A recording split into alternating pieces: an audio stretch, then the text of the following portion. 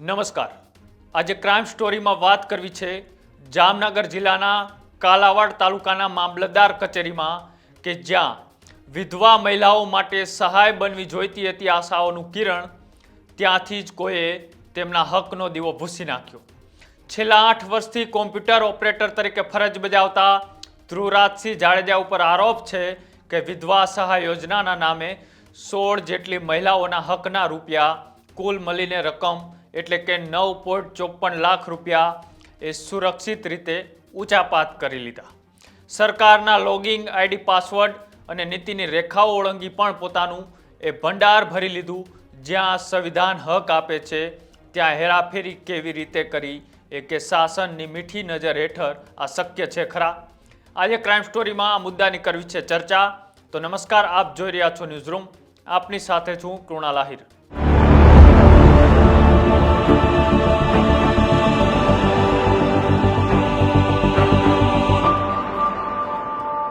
જામનગર જિલ્લાના કાલાવાડ તાલુકાના મામલતદાર કચેરી ખાતે કોમ્પ્યુટર ઓપરેટર દ્વારા સરકારી યોજના હેઠળ લાખોની છેતરપિંડી કરતા એક ગુનો નોંધાયો છે। વિધવા સહાયના નામે લાખો રૂપિયાની છેતરપિંડી આચરી છે અને કાલાવાડ તાલુકાની મામલતદાર કચેરી ખાતે છેલ્લા 8 વર્ષથી આઉટસોર્સિંગ દ્વારા સામાજિક સુરક્ષાની શાખામાં કોમ્પ્યુટર ઓપરેટર તરીકે ફરજ બજાવતા ધ્રુવરાજસિંહ જીવુભા જાડેજા વિરુદ્ધ રાજ્ય સરકારના નાણાંની ઉચાપાત કરી અને છેતરપિંડી કરવાના ગંભીર આરોપ સામે ભારતની ન્યાય સંહિતા 2023ની કલમ હેઠળ એટલે કે 316(5), 336(3), 342 મુજબ એક ગુનો નોંધવામાં આવ્યો છે। જો બનાવની વધુ વિગતની વાત કરવામાં આવે તો આરોપીએ પોતાની ફરજ દરમિયાન કાયદાની નીતિ વિરુદ્ધ જઈને નાયબ મામલતદાર અને ફરિયાદીની જાણ બહાર તેમના જે પણ કોઈ લોકો આના લાભાર્થી હોય તેમના લોગિંગ આઈડી પાસવર્ડ અને તેમની જે પણ કોઈ અંગત માહિતી હોય એ ખરેખર એ ગુપ્ત રહેવી જોઈએ।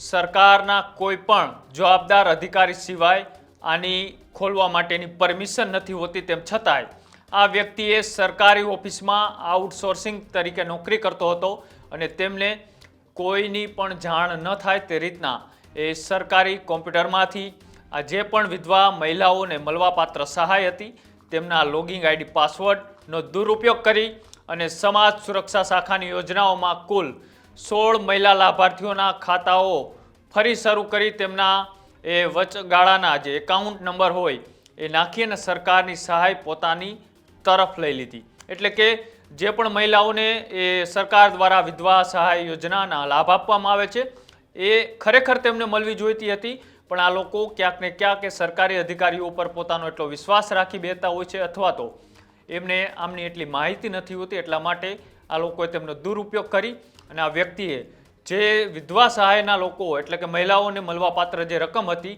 તેમના જગ્યાએ પોતાના એકાઉન્ટ નંબર નાખી અને રકમ છે એ પોતે લઈ લીધી। આ રીતે આરોપીએ ખોટા દસ્તાવેજો તૈયાર કરી અને ખોટા રેકોર્ડનો સાચા તરીકે ઉપયોગ કરી અને રૂપિયા 9,54,500ની સરકારની આ છેતરપિંડી કરી છે અને સાથે સાથે જ એ મહિલાઓને મળવાપાત્ર રકમ હતી તે રકમનું પણ તેમણે ભ્રષ્ટાચાર કર્યો છે।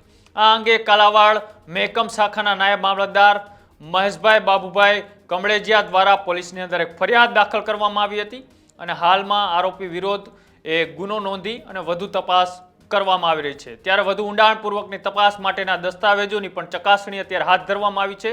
ત્યારે હવે આ આરોપી છે હવે ક્યાંક ને ક્યાંક પોલીસના સકંજામાં ફસાયો છે। તેમને જે મહિલાઓને મળવાપાત્ર રકમ હતી એ મહિલાપાત્ર રકમને હવે ક્યાંક ને ક્યાંક તેમને બારોબાર પોતાની ઘરભેગી કરી છે, તેને લઈને હવે પોલીસે પણ પૂછતાછ શરૂ કરી છે। ત્યારે એ ડીવાયએસપી રાજેન્દ્ર દેવગાએ શું કહ્યું વધુ માહિતી આપતા આવો તે પણ સાંભળીએ। જામનગર જિલ્લાના કાલાવાડ ટાઉન પોલીસ સ્ટેશનની અંદર સરકારી નાણાંની ઉચાપત સંબંધે એક નાયબ મામલતદાર શ્રી મહેશભાઈ બાબુભાઈ કમેજલિયા દ્વારા ફરિયાદ આપવામાં આવેલ છે। ફરિયાદની વિગત જોતા એવી છે કે તેમની જ ઓફિસમાં સમાજ સુરક્ષા ખાતાની અંદર કામ કરતા ધ્રુવરાજસિંહ જીવુભા જાડેજા તેઓ કોમ્પ્યુટર ઓપરેટર હતા અને આઉટસોર્સથી છેલ્લા 8 વર્ષથી કામ કરતા હતા।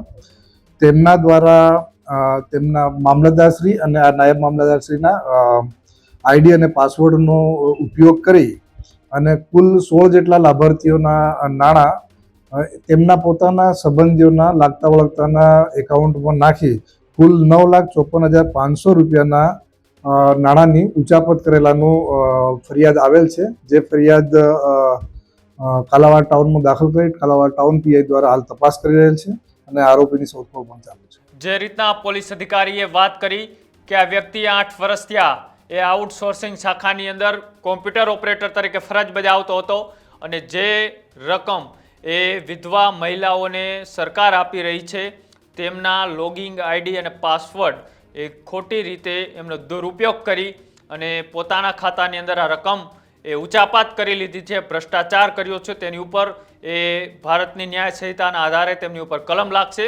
તેમની પોલીસ અત્યારે ધરપકડ કરી લીધી છે. પણ જ્યારે સરકારી કોઈ પણ યોજના હોય એનો લાભ એ ખરેખર એ લાભાર્થી હોય તેમના સુધી પહોંચવો જોઈએ.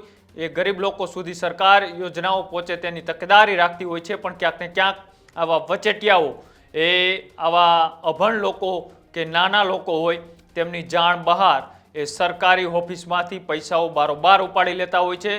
એટલે જનહિતમાં જારી એટલું જ તમને કહું છું કે જ્યારે કોઈ સરકારી યોજનાનો તમે લાભ લેતા હોય તો સરકારે જે પણ રકમ જાહેર કરી હોય એ પૂરેપૂરી રકમ જો તમારા ખાતાની અંદર જમા ના થાય તો તમે જે પણ કોઈ પ્રાંત અધિકારીની ઓફિસ હોય, કલેક્ટર ઓફિસ હોય ત્યાં જઈને તમારે જાણ કરવી જોઈએ. કેમ કે તમને જે મળવાપાત્ર રકમ છે ક્યાંક ને ક્યાંક કોઈ બીજું બારોબાર તેમનો લાભ તો નથી રહી રહ્યું.